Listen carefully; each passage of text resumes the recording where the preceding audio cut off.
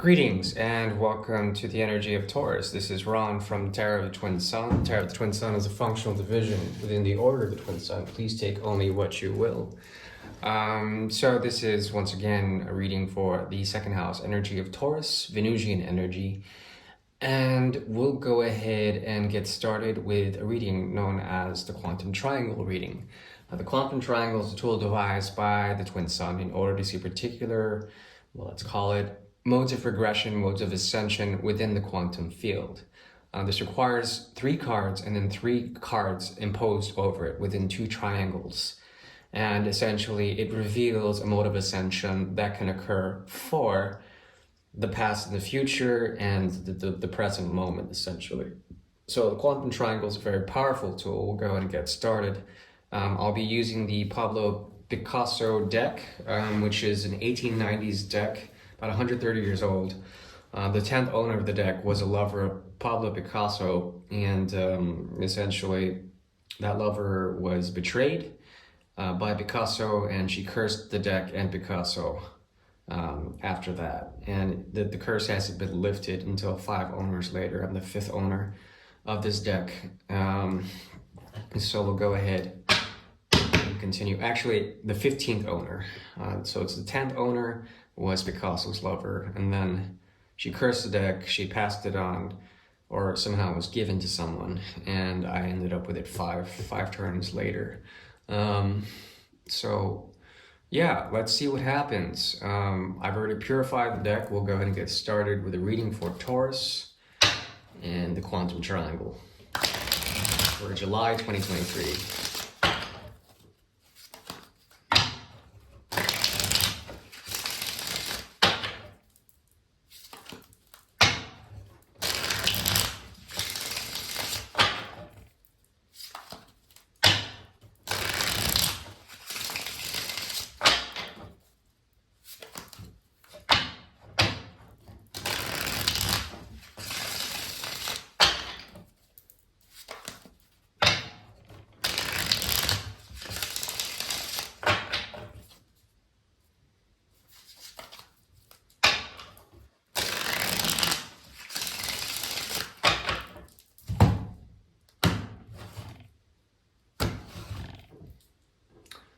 Okay, the theme for this month, especially when it comes to the underscoring theme, the motif, the modality, is a return of sorts. This has to do with the return to what has been invested. This has to do with return to family, to heritage, to your legacy, to old artwork, to old ways of doing things, traumas, emotional memories, okay? And this has to do also with letting go of ambition, letting go of the challenge, flowing back naturally to that in which you came from. Cancer season, which is, the solar energy in Cancer, the sun's energy being placed there, is allowing you to go back to what you left behind, whatever it is you left behind in the past months. I think you were seeking to work out something, to do something new, to find yourself through isolation or through your own path. Okay, this was path making. That timeline is over. There is a return back to something. This has to do with converting love or the expectations of love into something else. 10 of Cups in reverse. This has to do with dealing with family karmas, family curses, family traumas, and converting that, changing that. Dealing with that, converting it through Jupiter's energy, okay? Jupiter is watching over you. There's a sense of temperance, of temperate quality, the ability to alchemize the expectations of love, or perhaps to let go of something completely. This return requires you to maintain a lot when it comes to the platform of love and it being some sort of sustainable thing for you. Okay, so that's 7, 8, 9 of rods. There's an experience here that you seek out that has to do with the tempering of water, understanding your emotions, understanding how they may not be yours, how they may have been dumped upon you, and then you have to maintain that, something that you didn't want, something that you had to move through in order to find yourself, to do something, to manifest something. This all leads up to the Magician's energy, okay? So what happens here is It would be 2, 3, 4, 5, 6, 7, 8, 9, 10. 10 houses away. Karma. Okay. 2, 3, 4, 5, 6, 7, 8, 9. 10 houses away. 10 houses away is karma. Karma, and then coming back and addressing that karma. Essentially, what you started, what you left behind, you have to address that. You have to be responsible for that. The karmas of the past, and this has to do with karmic resonance. It has to do with the overlapping of different fields of influence. The expectations of love being a huge one, and purging through that, releasing through that. I don't know if you want to do all that work. That's fine. You can also have others do it for you in a way, especially your mother or your magical mother, something that has to do with Gemini's energy, third house. Friends or siblings who are mother figures can also help with this, especially if you are indeed a mother. Something about this. There's something about your children that can help you if you are indeed a mother. The Seven of Rods, okay, that would be 8, 7. Tensions, you partitioning yourself from a foundation of hostility, someone trying to attack you, you standing your ground, you being helped out. Yeah, it's like you have to wash or recycle the quality of emotions that are sent your way. A lot of what I've seen, particularly when it comes to emotions in general for the past 2 months, have been, basically trauma dumping and toxic things. Luckily, I think by you returning, this allows for recycling in some sort of way, an ecological concern within your own internal world, dealing with others. Wow. Okay, you are beholden to something here. It's a path expected of you. You are bound to fertility. You are bound to fertility. You are bound to fertility. Doesn't have to be necessarily so. It could also mean that in the future, there's something about you that makes a commitment. It's a commitment of karma, and then you are beholden to it. You are pregnant with this karma.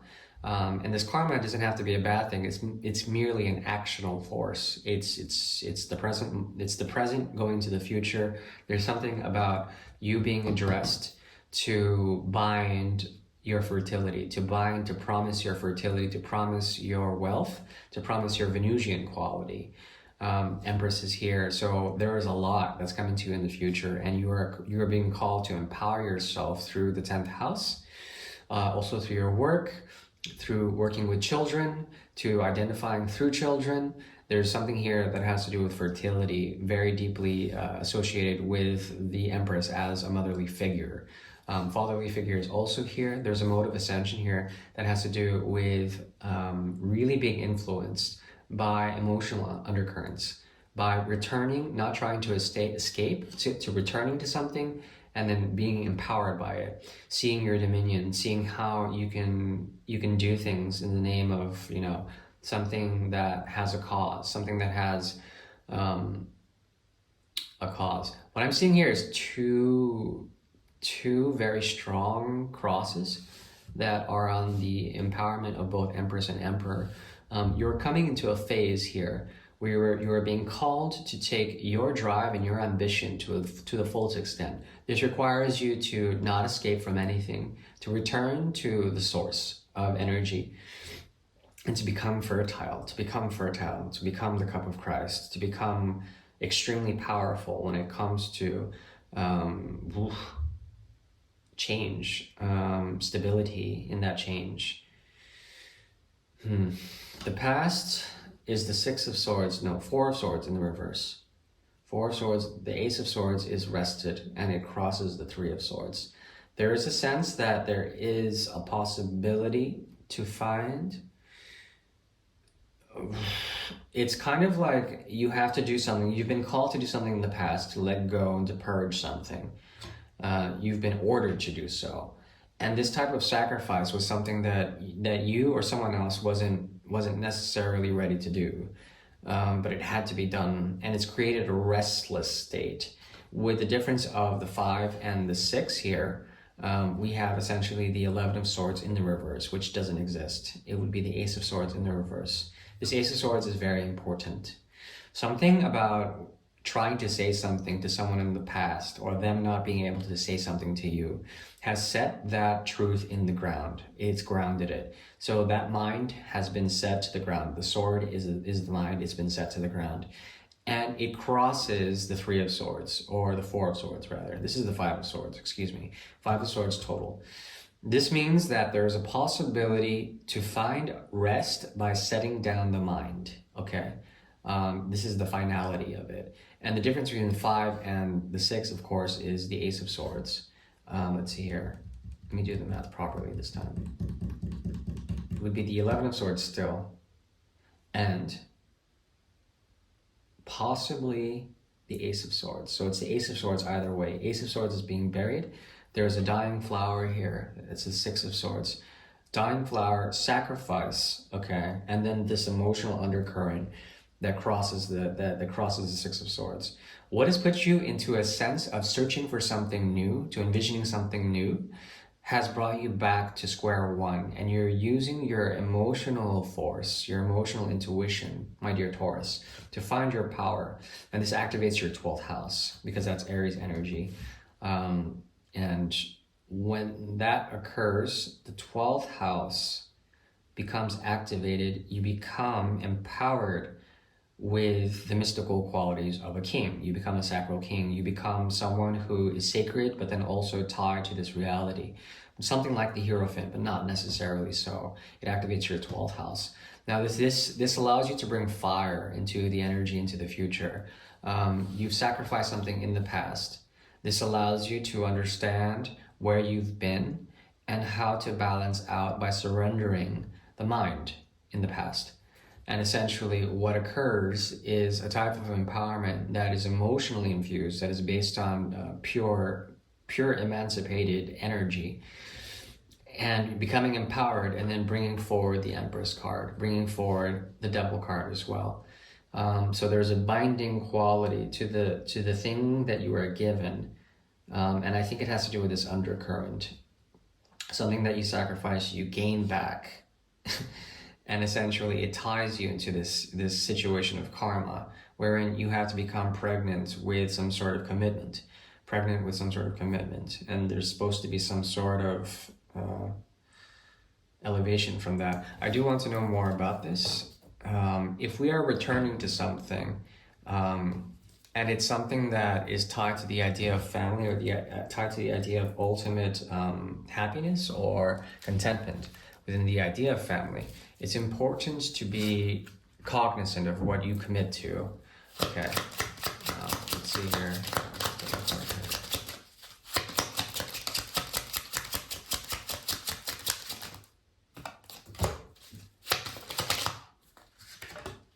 Okay, Jesus Christ.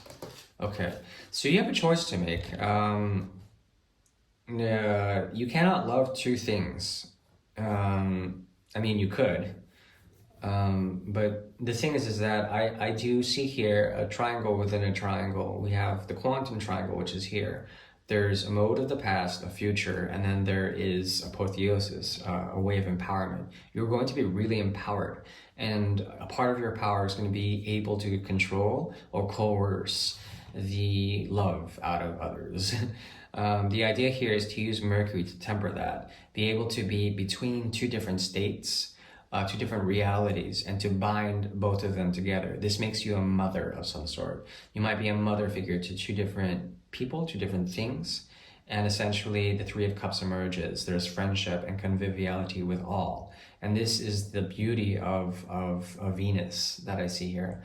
You're going to be gifted with a lot of beauty this month, and it's up to you and how you want to approach giving that to others, or perhaps redirecting that love and that beauty and that grace to others, so that it's balanced out through Mercury's auspices, meaning that you have to have a way of controlling the mind to manifest this, and to also note that the triangle that you're creating is a sense of family.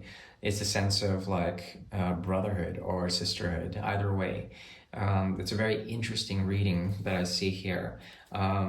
In terms of your karma, you are learning something huge about your own stability, about your own capacity to ground and to also elevate through that grounding, through Mercury's energy. It will give you a sense of order. Look to Mercury if you need help. Venus is watching over you as well. Mars is big time watching over you. Your actions are going to have a major effect and a major impact on an emotional level on others. So you have to be responsible with that. That is the very best I can do for you. I do wish you well. Thank you. Ciao. Bye.